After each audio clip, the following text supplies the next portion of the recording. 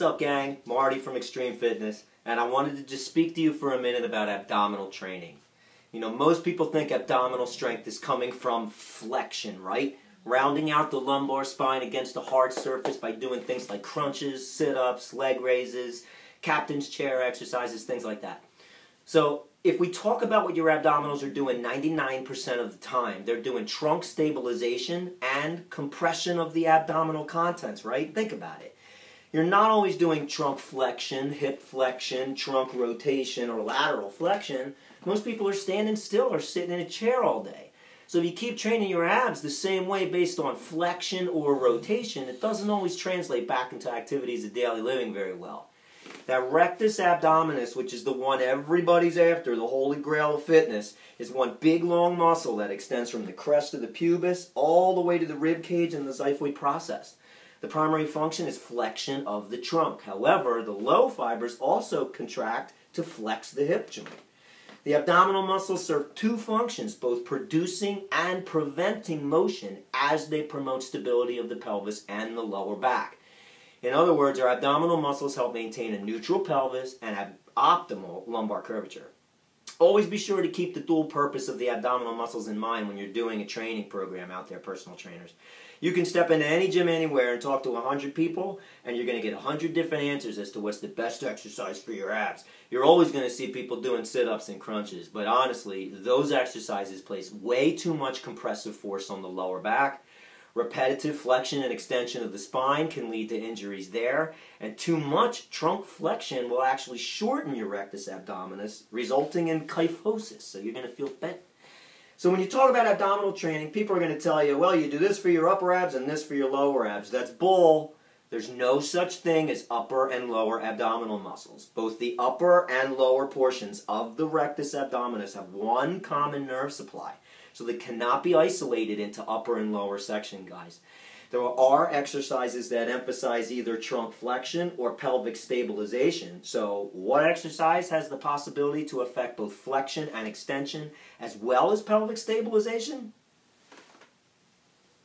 This little guy, this one right here, man. The most abused and horribly used piece of equipment in any gym, man. So this is how you use the abdominal wheel. First and foremost, it's all about extension, not flexion. You need to be able to control your way out. So, get your arms away from your body to start, okay? Because any motion you do like this with your arms, you might as well go down to the local bakery and start making cookies, man, because this isn't doing nothing for your abdominals. The abdominals kick in as the hip joint begins to open. Right now my abs are already tight because they're having to brace between my ribs and my pelvis. The weaker my abs are, the more I'm going to be able to see my logo right there because my abs have no strength. How do I fix that? Pelvic tilt, right?